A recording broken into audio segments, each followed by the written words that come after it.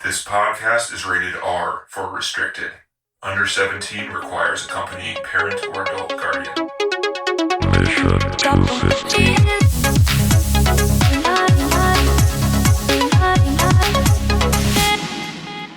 So, The Shining Part 2, I think, starting here by saying we're going to spoil both the movie and the book. Even though this is the book podcast, we're going to if we haven't done that already. Yeah. Well, this is the beginning of a new episode. Sometimes people, like complete psychos, jump to episode 2. Yeah, right. Yeah, it's a two-parter. Let's start with episode 2. Sure. It's, yeah. Sometimes your podcast app plays things in a backwards order. You don't know. Oh, that's a legitimate reason that I didn't think of. You're right. Yeah, if you find a new podcast, go to the most recent episode, but don't read the title of the episode and click on it. Yeah. That could happen. You're like, ooh, Shining. Wait a minute.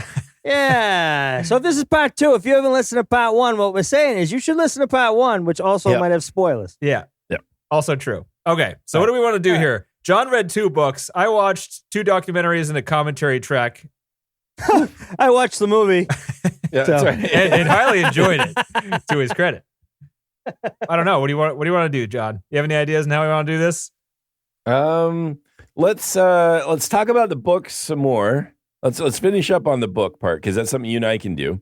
Well, let's save the book part for last, because that has nothing to do with the movie, and some people. All right, you want to do that? So some people don't care. Least accessible to the people who just watch movies. Because we've already interleaved a lot of that, so I can jump in and just briefly go with the Stanley and me. Yes. He's putting on his glasses, everyone. I am old and I need to read, so I can't read without them, as I'm old. So this is a book by Emilio D'Alessandro, and he was a former F1 race car driver. Jesus, and Stanley let him drive him around? Yeah. Oh no, he was very safe. Actually, he was incredible. That's part of one of the things Stanley liked. But he was driving more for a delivery service first, and one of his first deliveries to Stanley's production company was the huge penis from A Clockwork Orange. Oh. And he did a good job delivering that. And they kept calling for. So you're saying they didn't find that at a yard sale? Is what you're saying? No, it was especially Salvation Army, custom made. Right? You just don't have a big ceramic or whatever, the porcelain. Penis just laying around. I don't know.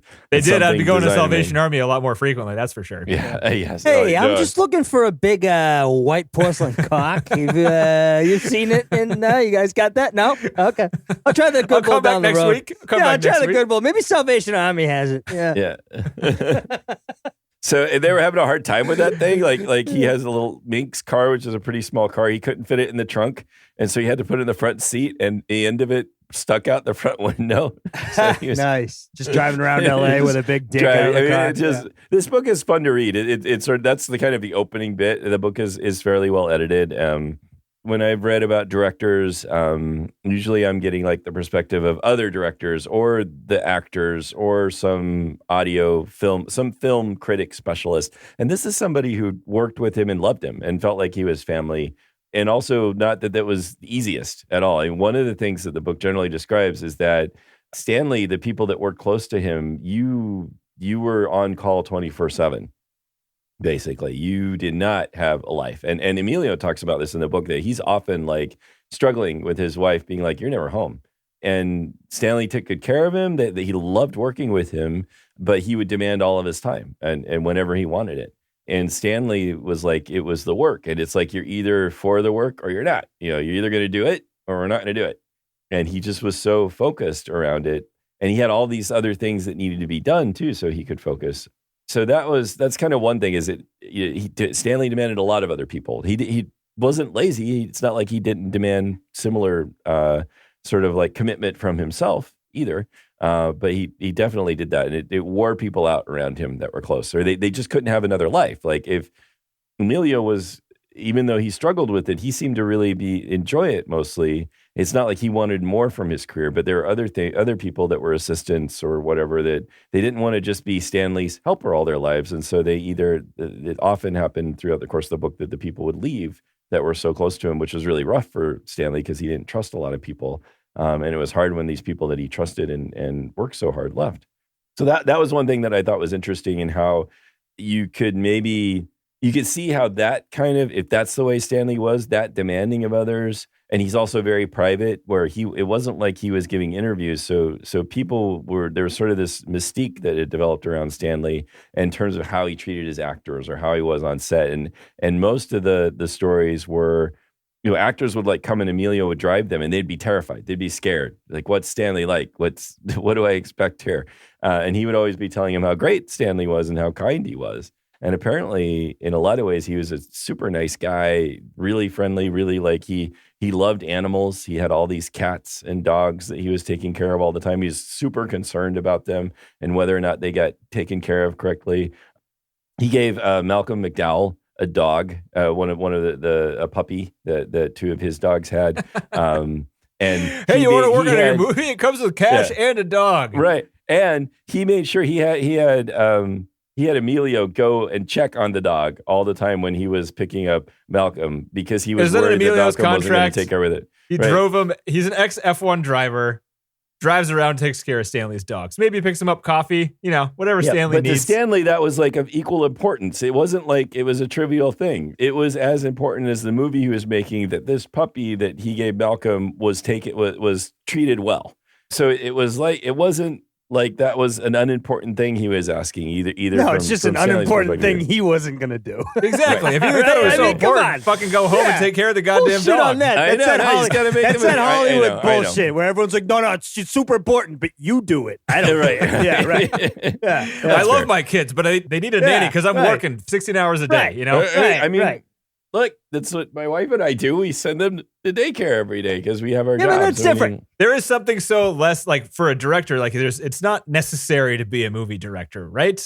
Like it's not. Yeah. Like your jobs are you could justify it, and I mean for both of you guys work in healthcare, so like that's necessary. Yeah. He's a fucking director. Like I'm glad he existed, but like he doesn't need to make movies. Like he doesn't need to, but to be as you could think to be as focused and meticulous as he was, that would take all his energy.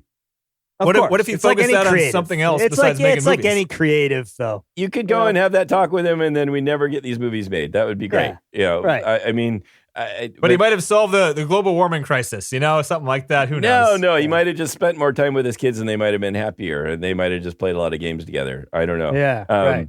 They would have been really good chess players. It's hard to say. Yeah, but he got a lot. They'd be chopped up into fucking sections. In the, who knows? Yeah. Could go either way.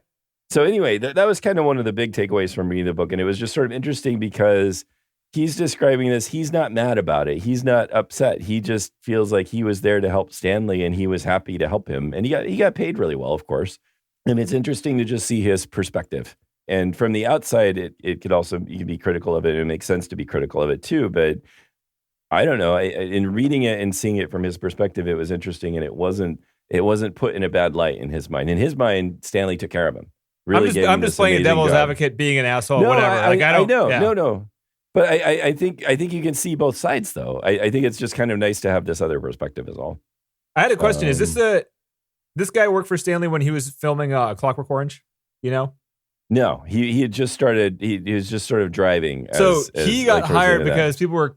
So remember during the Clockwork Orange, they were talking about how it was like one road out of the set or whatever in the middle of the night, and people would get stuck behind Stanley, and it would take forever, and they get pissed. Oh yeah, because he drives super Stanley slow. was a terrible driver. So do you think he got enough criticism after that movie? He was like, I need to hire a driver. Because well, he had another driver. He would still insist on driving himself sometimes and getting in wrecks and things. So it wasn't because of. Not big massive ones, but he ran into a garage door at one point. So he's a terrible driver. Yeah. He's a fucking one of the best movie makers ever. Yeah. Can't feed a dog, can't drive a car. Yeah, but that's how those people are, though. The creatives. That's how they are. They can't do shit for themselves. That's hilarious. But they're amazing behind whatever they do. Fuck them. But yeah, it's like his instructions. Do you see just fuck Kubrick for the record? Emilio's describing Stanley's instructions to Emilio as he's checking out on Malcolm, and he's saying, I want you to buy sacks of food for his dog. Stanley told me to buy a sack for Malcolm's dog too. When you go, make sure you deliver the food to him in person. That way you can go in and see how the dog is. Check to see if he's eating well, if he has water. Ask if he's getting enough exercise, if he's getting taken for walks. Ask the dog this? No, ask Malcolm. Oh. So I just think of Emilio just checking up on Malcolm's dog that Stanley gave him. Hey, the check is green, or the check cashes into green. That's not a gift. That's a goddamn chore Stanley gave him. He's like, hey, Malcolm, next 15 years, I'm going to check in on your dog. He's making all the same money. Okay. Emilio describes he was there for the reaction to Clockwork Orange, especially in England, and how much it really distressed Stanley. There, how do you mean? Just like next to Kubrick, or just like in his life at that point? Yeah, he was in his life. He was more doing more and more work for him, and just described how much it really upset Stanley that people were so upset by this film, particularly in England. It seemed, and then they just because that's where he was. I mean, it was bad everywhere. It was bad, but it wasn't anywhere else that they were. I mean, where they actually like asked him to pull the film himself, and that people were blaming any and all violence on it. I mean, it maybe it was bad elsewhere, but certainly it seemed like, particularly there, he felt like he had to act. We talked about that too. It was because he was getting threats at his house, and that was the place he lived. He was trying to get death threats. He was afraid. Like he didn't care because he didn't live in the U.S. or any other country. Right. He felt afraid in his own country. But the police asked him to intervene, is what, according to Emilio, and that's when he pulled it. It's because he called the police to his house. Yeah, and they said because he's like, I'm getting death threats, and there are people. They're like, hey, you want to know what the root cause is? Yeah, it's you, buddy. Yeah. So it's not like it was worse in England. It was just that he was in England and he was scared. Yeah. Right? I bet he wasn't thinking about it. Yeah. He was getting and he was getting death threats, like letters with cutout letters in them, like saying terrible things, and it's frightening. Yeah. And he channeled all that fear into a dog and was like, "Look, you got to go check up on that dog." I can't be a bad person. I have 3 dogs. Yeah, right. And they're doing great. I'm PETA friendly. So they're like a small group of people that Stanley would trust. Again, just assistants and things, and his wife. Otherwise, he's pretty stubborn and strong in his opinions, but he could be argued with, especially once you're kind of in that circle. He was always interested in the films, other work of other directors, and knowing what they were doing, and always getting inside information on who was doing what work. So he was very much interested in everything. Like he was interested in typewriters. He was interested in all of the technical aspects of the film, like how the cameras worked, but anything mechanical, even like computers, all of these things. He was just fascinated with the things, with mechanisms and the way things worked, and he loved to be able to get things and take them apart and see how they worked. So that is another thing sort of his daily life that Emilio notes. While he's not taking care of his dogs, he's taking apart computers. Yeah. Yeah. Where does he have time to become so good at so many things? His dogs are fucking starving. No, they were fine. They were eating steak. They were doing he's great. got people for that. He's got fine. people for that. He's got to disassemble this Apple IIe over here. Yeah. Right. So after Clockwork Orange came Barry Lyndon. And in Barry Lyndon, they had their whole studio set up where they moved to Ireland and were shooting there for a while. And I don't know if we covered this in when we were doing Barry Lyndon, but the IRA had threatened the production team and they demanded they leave immediately. And it was nearly Christmas and they had to just leave. They had to just pull out and go and shoot elsewhere. So Emilio talks about doing a lot of driving and a lot of moving stuff back and forth at that time. Driving from Ireland to England, actually. Yeah, and again the John's not listening to me at all. The amount of work, he's like, shut up, Daddy. I'm on a roll. I'm not listening to you. Yeah. Oh, you're right. The dog's still hungry. We get it. Bitch about the hungry dogs. Yeah. Right. Yeah. Who's feeding the dogs? Oh, right. Anyway, the again, we may have covered this with Barry Lyndon a while ago, but the amount of detail and work that went into that film is also staggering. The amount of time it took and the care that went into like building the sets and all of that is just gone into in detail in the book, and it's pretty staggering. It makes me want to watch that film again. It makes me wonder if I would have the exact same criticisms for it. I remember thinking that movie was boring, but it was beautiful and it had good music and all that stuff. But I don't know. Every scene was like a painting. Yeah. Right. Yeah. Why is this one not boring and that one is to us? I don't know. And again, Stanley was, of course, anti-union. When he was hiring Emilio early on, was wanting to make sure he wasn't a part of a union, and obviously because he was going to work him past any kind of hours that unions would allow, and he knew this. So, and he had a hard time understanding it these days. Even in England, like, could you get away with just saying, like, or would they make it so you couldn't hire people if they're not in a union? Because you have trouble in this country doing that. It depends Hollywood, on the it's profession. impossible. It depends on the profession, right? In movie making specifically. Right. In movie making, there may be troubles, but I don't know if there's like in TC you might know a lot more about this. Like there's in Hollywood you have no choice. It's all is there unionized. a union for production assistants? A Oh union yeah, there's for a drivers? union for every single thing. Yeah. If you're in the actual industry. You can see, and again, you can argue against unions. You could also see where the people in power would abuse it, right? If they don't have something to keep them in check, what are you going to do? There's going to be only a certain amount of people working. Right. You going to tell the director no? You say, no, I'm not going to feed your dogs. Or, It's not my contract. Go ahead, sue me. I think that guy's probably not part of the like the production unions, right? He's more of like personal an assistant. Yeah, he was. Yeah. And I don't know if there's that's not a union assistant, job. right? The unions are mainly during the production phase. So like when you're shooting the movie, everybody that's going to be working on the production is going to be in the union. But it was really hard for Stanley to even kind of understand it. Emilio would like explain to him, I'm not seeing my kids. What I want is more time off. And Stanley would just say, like, this is like an exchange between them. Stanley would say, that's not possible. And Emilio said, well, you haven't considered the idea. It's important, Stanley. And Stanley would say, well, if you never see your children, bring them here. They like it here. What you should do is hire somebody like you to go see your kids. Like, you to feed my dog. Exactly. Like, don't you just hire someone? What are you talking about? Yeah. I think it's just that's a terrible, I don't think Stanley thing. He couldn't comprehend this, or it just didn't register with him that he was doing this to people, or that. And again, Emilio presents this and it really seems to love Stanley and is very grateful and really respects him and all of that. He's not like trying to paint him to be a bad picture, but he's also flatly saying that this was a really common theme, is that Stanley would work him all hours and he would say, I'm going to quit sooner or later if you don't give me more time. And yet when his wife got sick, it was Stanley and Stanley's family that were there for Emilio, took care of him, brought him into the house. Say that again? Losing my voice. That was The Shining coming through there. I'm losing my voice. I've been talking too many times. Johnny isn't here, Mrs. Torrance. Yeah. Yep. Good reference. That's right. Solid. Anyway, so I'm almost wrapping up this stuff too. There's maybe some things on the. I'll tell you one thing. I don't know who this Emilio guy is, but now I feel bad for him. I like him. He seems like a good, seems like a good egg, but that's a rough gig dealing with someone who's probably on the spectrum, for Christ's sake, doesn't understand why someone wants to see their family. I mean, you're not really living in the same world everyone else is, right?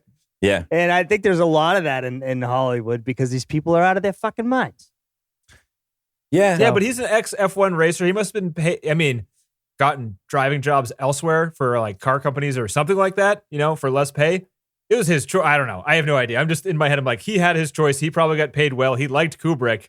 Right. Yeah. Like it was his not choice. A bad gig. You're driving around to do Hollywood right. people and something Emilio did. Like even he isn't seem too insightful about this. Emilio talks about how he even went back to doing racing on the weekends, and even while he was working with Stanley. So I think Emilio was a guy who liked to work. And even his wife might have complained that he wasn't around his kids, but I think he wasn't liked being away from the wife and kids. That's yeah. I don't know if it was like being away from them, but he liked to work. He liked to do things. And Emilio notes that he leaves this note. There's this handwritten note in the book about that he was the one that would like put the reels of The Exorcist in the screening room. And he kept that film at home for weeks and studied it as part of like getting ready to do The Shining. He was the one to put the reels. He was one of the thousands that did that. Well, no, but he would like set up. No, not many people that would do it. Like for The Exorcist in their own screening room, he would like set up the reels on their home projector that they had so that they could screen it. Like the reels of film had to be put on the projector. And every movie back in the day to have somebody do that for every screen that they had. That is right. But this is for Stanley's his private room. Like his private watching The Exorcist in preparation. Yeah. I thought you were just saying that he did this as a job and it was. After you're done feeding the dog, I'd like you to go and we're at wide release on Tuesday, so would you please go around? Cue up The Exorcist, please. After you feed the dogs, though, Emilio. After you feed the dogs. So I missed that. So you're saying Stanley had a private screening before The Exorcist came out? In his private screening room. Listen. Emilio was setting up the screening for the exorcism. John. It can't be my fault. I'm this confused about this story. Yeah, it is. I'm following. Let me help you with this, Danny. So there's this movie called The Shining. Okay? Was it good? You with me? Worth watching? Yeah, I think so. I think so. After the queue. Okay. So Stanley, in preparation of this movie, we're going back in time. Oh, okay, I'm already lost. Yeah. So you gotta start from the beginning. Yeah. All right. Wait, okay. All right. So as he's getting ready for the movie The Shining, he's watching The Exorcist. What's The Shining? I don't get it. What is he preparing for? He's preparing. He's preparing by watching the other film. Yeah, TC, I'm sorry, but I think Danny's just too stupid. I think he's dumb. I'm just gonna have to let this one go, Danny. It sounded like a really good story. I'm sorry I brought it down for everybody. Yeah, that's okay. You fucking asshole. I'm gonna listen back and just be like, I'm a fucking idiot. I was listening intently. I must have just stopped paying attention for like a half a second or something. Oh well. Yeah. So he does it all, is what you're saying. The whole moral of the story is this guy does it all. Well, he just did a lot. But did he ever make him eggs? Yeah. How does he cook his bacon? Does he make it crispy or is it a little chewy? Over easy. Come on. The set designer Roy Walker, who had been Ken Adams' assistant for Barry Lyndon, was going to be the set designer for The Shining. And for weeks, Stanley's daughter, Anya's boyfriend, him and her boyfriend went around and took photographs of interesting hotels and compiled an album for the design of each room, the corridors, walls. So they took like pictures of hotels, particularly American ones. To get ideas for the design of the rooms. And so they went around to hotels, rented a room just to take pictures of the insides of the room? I just walked in the rooms, actually. All on Kubrick's dime. You don't always all have on to. His dime. Yeah. Hey, go have a trip. Go take a trip, and while you're on vacation, take a couple photos. It's not any different what the Pixar people do. You know, you can't go into hotel rooms. Those aren't open. They're locked. Oh, come on. They got Kubrick's people calling the other people. Sorry. People. The ballrooms and the foyers and the hallways, all of those things are quite open. Oh, and you can I thought you were talking about the rooms, rooms, like the hotel rooms. There, there are the hotel rooms where people stay in the hotels, and then there are all kinds of other rooms in the hotel. But when you say hotel rooms, you mean a room that you sleep in. You mean like when you say room? Is a room in a hotel? Is it an enclosed space? No. Does it have to be locked? Okay. I thought it had to be locked to be a room. Yeah. Man, 0 for 2 here. This is not good. They had a really you're fading, man. I don't know how you're going to get through trivia. In front of the wood, there's they built this really detailed wooden model of the Overlook Hotel first, and that was where they did a lot of the design around that too, which was really cool. All the appliances, lamps, stoves, carpets, they were all American. And they were all brought in and were just real. Everything was real inside the sets as part of why they looked so good on the interior, even though it was looked like brick, but it was cardboard or whatever. They looked so good because they were American made and not British made. Is that what you're saying? No, it just led to the authenticity of the way the hotel looked. They did that too in the airport scene with Dick Halloran when he was calling from Colorado. Is that where he was calling from? The airport where he calls a hotel. And there's a payphone there, and that payphone was shipped from the United States to England, which is just insane. Couldn't you just use a payphone that was made in England? Like, they're the same numbers, right? Like, the same configuration. What's the difference? He's just obsessed with authenticity. It's like, there's a quote from the book that nothing would stand in the way of Stanley's obsession with authenticity. Even the stones heaped in front of the hotel were extremely carefully chosen. That the overlooked sets were built as if it were an actual hotel, for example. The electrical system was designed to supply a real building. In addition to providing the lighting equipment, electricity, it was all wired up for the household appliances, the lights, the lamps, TVs, and so on. So they had this whole double electrical system. And it was apparently, again, Emilio just talks about how amazing the sets were just walking around them. Like if you just walked through them, it was just stunning how real it felt. That's why the Steadicam operator, Garrett Brown, he invented the Steadicam operator, and he was the guy who operated it on this movie. That's why he signed on, because they were building the sets, and he had a tour of the sets, and he's like, holy shit, this is going to be good. I will totally sign on to this project. So, I mean, he, in terms of describing Nicholson, Stanley, again, just chose him specifically. He just said, Emilio had asked him why Jack, and because he just seemed so friendly, and Stanley said, you'll see everything about him, his expression, even the way he walks. He doesn't need anything extra to play this part. So Stanley just felt like he was just naturally this part right from the beginning. Emilio, again, he just describing Jack on the set, just said he was like faultless. He never got a line wrong. He always had a professional, collaborative approach. And he listened to Stanley and did what he was asked. And he even did more than that. Even if he'd done a scene that Stanley wanted to, he'd asked to do another take because he had a new idea. And that when Emilio just said that, he just thought, he could see how Stanley said that Jack was born to play that part, though, and seemed to be enjoying every minute of it.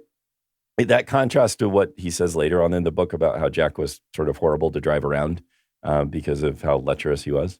So it's sort of like two different tones there regarding Jack. But something that Shelley would do on set, this is talking about Shelley and Jack. She just said that Shelley was like shy, very shy, didn't really say hello to people, just he didn't think that she and Jack sort of fit very well or just seemed to be working very well.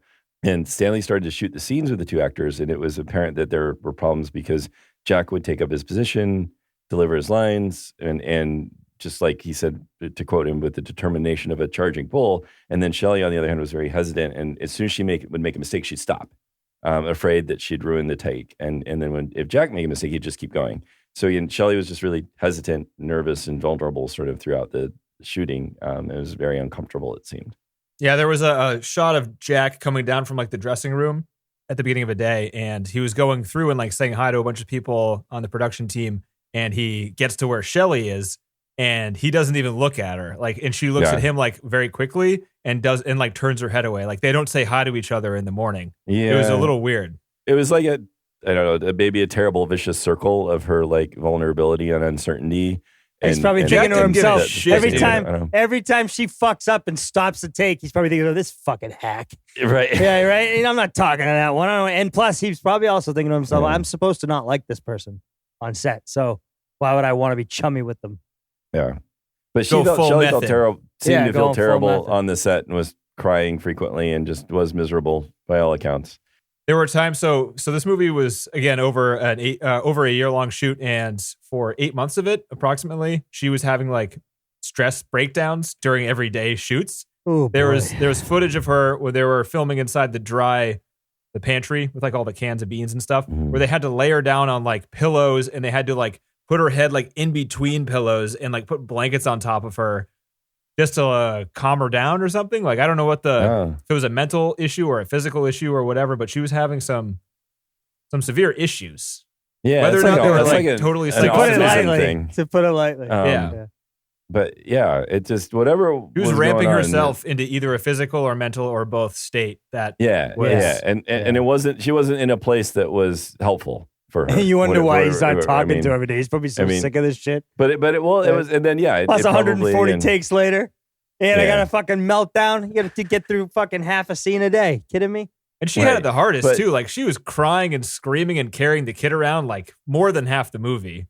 Right. And you have to do that 40 times. Like every day, you're just carrying a kid around and screaming and crying and having somebody yell at you. Like, fuck that. And Emilio says that, at least from his experience, he thought Stanley's sets were amazing. Like, he never heard anybody raise their voice or they were always very peaceful on the sets. Like, it's because when Stanley would insult you, he'd say it very quietly. Yeah. But he was always like, he was saying that, like, you know, on other productions, he'd walk by, he'd walk past stages by other directors and he could hear shouting, screeching, swearing. Like Gillian or something. Right. Yeah. And he said on Stanley's set, he was afraid to sneeze in case it disturbed anybody. And he heard Stanley ask, like, one evening, like, isn't there a more peaceful way to communicate with each other? Like, he was talking to Emilio about that because he'd overheard the voices. And Emilio said, well, you reprimand people too. And Stanley said, yeah, but never in public. He was never one to loudly, yell at people back. That made maybe even more frightening, like you say, Denny, if he were to quietly say, take you aside and tell you weren't doing a good job. Well, he wouldn't necessarily take her aside, at least in some of the shots. Like his daughter is filming a documentary and she's able to pick up the audio and get right in her face. So like she knows that other people are seeing what's happening. Like there are scenes where he doesn't raise his voice, but he is extremely condescending.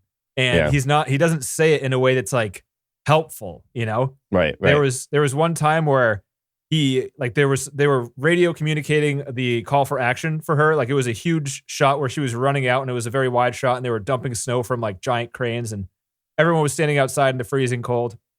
And they yelled, they like said like, all right, we're ready to go. And then the people inside told her, who were on the radio, that they paused the shot. So she went to go like take a bite of food or something like that because she thought the shot was over. And then the action was to her and she was too far away and fucked up the shot because the people inside told her that it wasn't going to happen. But then Stanley just like berated her. Again, it's kind of confusing because he was very angry at her, but he wasn't yelling. But like, he would have been, if he did that to me, I would have been afraid of him. You know, like it was, he's got a lot of confidence and he just fucked up his shot. I mean, and he doesn't, I mean, you may have excuses or whatever, but it doesn't matter. So anyway, it's an interesting book to read. It is very positive towards Stanley, and it's interesting to read that kind of positivity towards him, even while trying to sort of describe what Emilio saw as who he was. So I thought it was sort of, it's an easy read. And if you're interested in kind of just this sort of different side of like, who Stanley was for somebody who worked for him and liked him, what that was like, because it's quite different than the stories that I've heard, which are more along the lines of what, you're telling me too, like in terms of how he's treating other actors on set and things like that. And to be totally fair on that point, I don't care that he did that to people. Like these people are actors. They stayed there during the shoot. They could have quit, No. They could have just left. These people are not people that are like at a McDonald's and they need to like survive their shitty boss. Like they might need to stay there. These people are like well paid to a point, like depending on what point of the production you're in, but you can find other work. You're not down and out. Like you have connections, you can find other work. And they didn't. So like it's really hard to, because they wanted to be a part of like, Kubrick was fucking master and all of his movies are classics. They wanted to be a part of that. And they were willing, beforehand to survive through it. Some of them talk shit on it afterwards, but fuck them. Like they knew what they were getting themselves into. Well, they could have quit. I don't feel bad for them at all. You can. There's I never feel bad at the same time, like when you're in a power situation and you abuse the people beneath you and you can get away with it, that's pretty nasty shit. But he didn't do it. 2021 bullshit right there. No, also he didn't abuse his power. Anybody like look at like fucking normal people used to do as far as let's say like a professor and a student. The professor can abuse. Totally different, John. I mean, this is not a professor and student. No. This student could be like rich and they don't need it for their career or nothing, and you can say, well, they'll be fine. They don't need this. They could just walk away. No.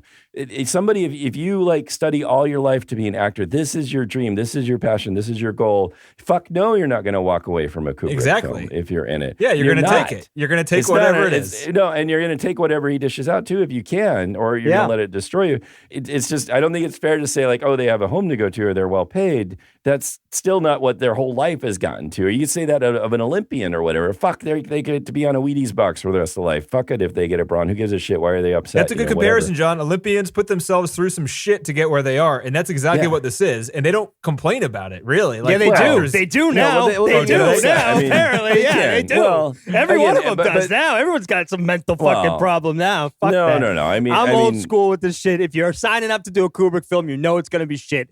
Keep your mouth shut. Do your job.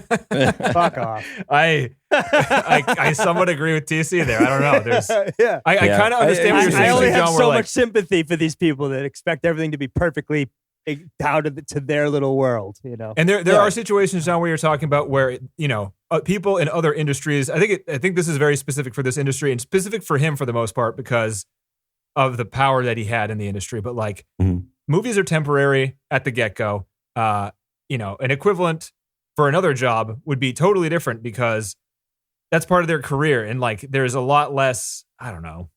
You can transfer a job more easily that way. These are all not needs-driven jobs. So if you're, feel like you got to be there to do it, then, you got to kind of take what comes to you. I'm sorry. It's not like you're going into, be a doctor or something where, I just think there's something different there because it's such a useless business. I mean, it really is. But certainly it is. But people give their whole lives to it. Trust me, I know. It's like just as meaningful as anything else. And I'm glad that there are people that they just want to be rich and famous. I don't know. I hear you, John. John, neither one of you are wrong, I think, in this instance. Yeah. Yeah, and we're not there. We don't know. I mean, at the same, we don't really know what happened, and I guess there's sort of those aspects too. I think it's really interesting to hear the different sides of it, and we don't.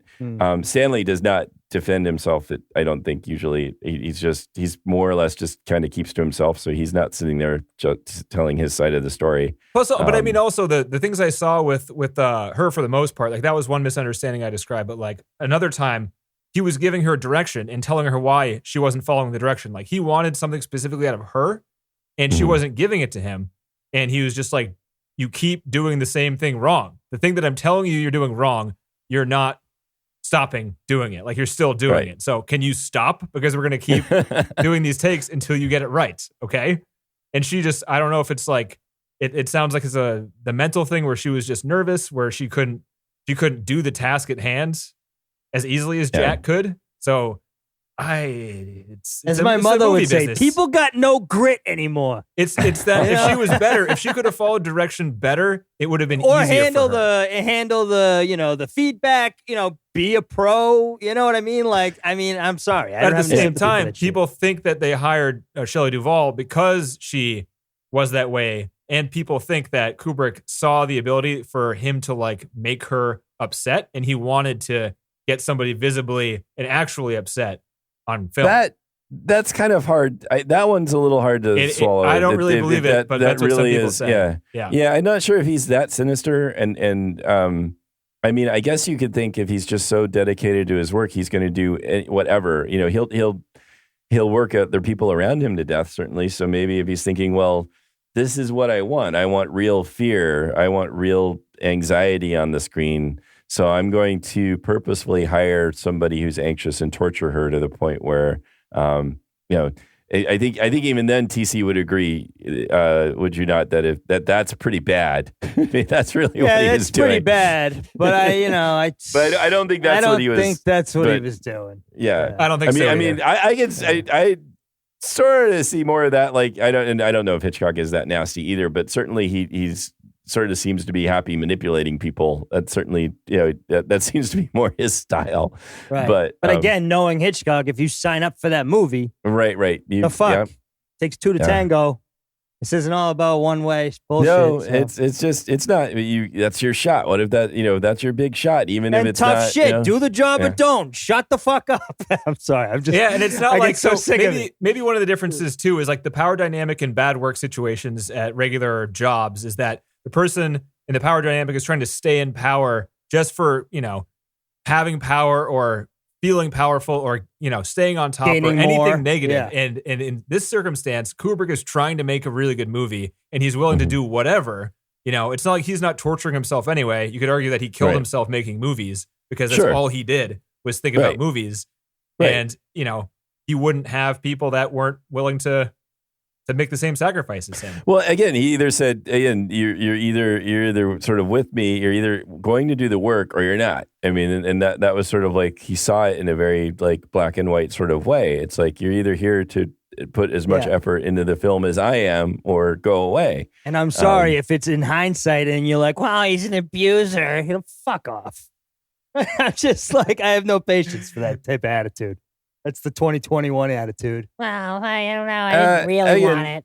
That's the worrisome thing is then that just sort of discredits a lot of the really bad shit that's been going on. That's really, really awful. That does need to stop and needs to be brought to light. And so, I mean, you get the Weinstein stuff where but this is that's a separate topic. I know. It's a separate topic. But it is. But when you just lump it all under 20, that's just the 2021 outlook. Well, you need to at least specify that part of that 2021 topic is this bigger shit that has been going on that's really awful. Plus also, and deserves to be brought to people light. knew about the quote-unquote abuse that Kubrick had on some of his actors back in the 70s. Yeah. That has been a thing for a while. Yeah. And I think Hitchcock, people also knew how he treated his actors back in the 50s. Like it's always been a thing that people criticized.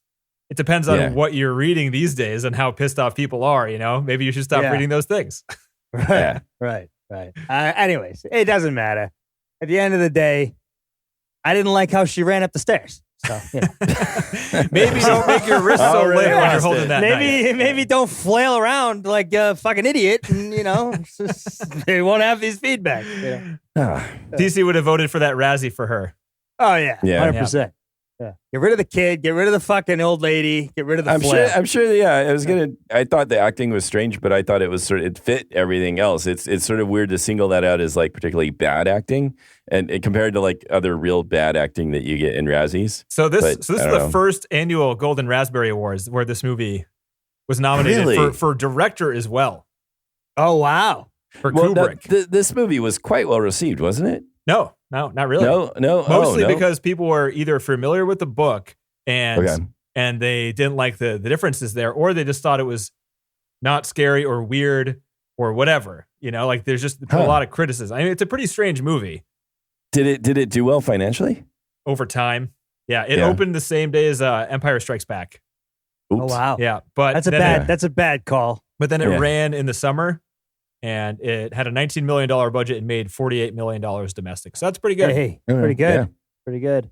But so the other worst actresses for the first annual Razzie nominations that Shelley Duvall was up against were Brooke Shields in The Blue Lagoon, Nancy Allen, Dressed to Kill, Faye Dunaway, First Deadly Sin, Farrah Fawcett. These are all good actors. All women. Yeah. All women this is worst actress. Actress. Okay, but these are all like famous good actors. Farrah Fawcett, Saturn 3. Sandra Locke, I don't know who that is. Billy Bronco Billy, Olivia Newton-John, Xanadu. Oh yes, Xanadu, that classic. Xanadu won worst director. Robert Greenwald. I've never seen that one. Man, Xanadu. Who else was in Xanadu? Was that like that was a musical? Michael Beck got nominated for worst actor for Xanadu. I don't know who that is. I remember. I watched that a long time ago. Can't Stop the Music. All right, I'll stop going through this list. But Can't Stop the Music won worst picture that year. Oh, I don't know. Never heard of it. All right, so getting into, are you all done there, John, with a book corner? Yeah, I am. And get into some trivia, some movie trivia. So there's a documentary on Kubrick. It's pretty good. It kind of is a general overview of his life from like his childhood to his teenage years to his movie making years, some of his relationship stuff. It's kind of all pretty high end information, I guess, like overview type of stuff. But it was worth watching. Tom Cruise narrated the whole thing, which was interesting. Yeah. Was he good? Was he good? I don't know. I just never really thought of Tom Cruise as a narrator. That's just interesting. Yeah. I bet he's done some like Scientology documentaries or something. Isn't he a Scientologist? Oh dear, yeah. Probably. He's big. He is the Scientologist. He is the guy. Oh, is he bigger than John Travolta? I think they're the same. So. I think they're the same echelon. Okay, they're the same. Whatever. I don't know. They're both. Yeah. He was a chess star as a kid. He was born in New York. He was bad at school, so kind of like Kurosawa there, or probably a lot of other directors. He was only interested in photography. If you look up Stanley Kubrick, Roosevelt is Dead photograph, you'll see how he became famous, kind of like it's the first thing that got him to be famous. It's a famous picture when Roosevelt died, FDR, and it made the front page of a newspaper that purchased it from him. And it's apparently like a pretty, I don't know if you'd recognize this, either of you. I'm hoping you're looking it up. The FDR is dead. There's like the newsman at the newsstand like picture. Yeah. 16-year-old Stanley Kubrick took that picture.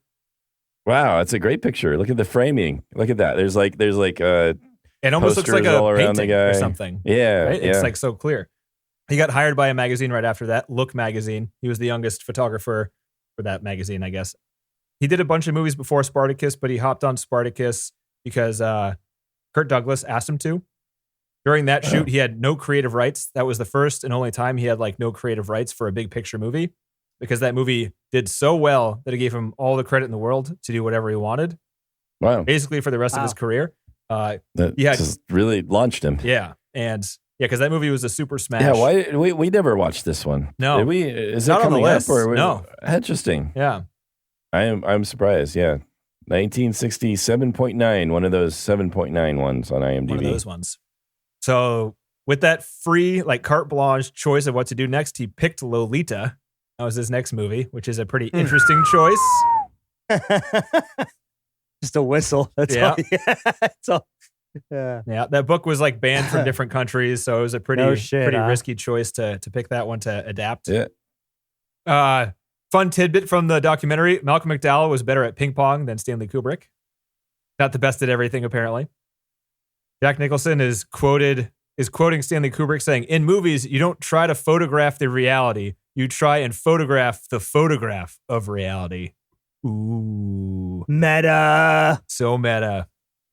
Documentary was worth it. There's not much there. But if you like Stanley Kubrick, worth watching. I tried to watch another documentary I've actually watched before called Room 237. Have you guys heard of this one? Yeah, I've heard of it. It was making the rounds not too long ago. Yeah, it came out in 2012.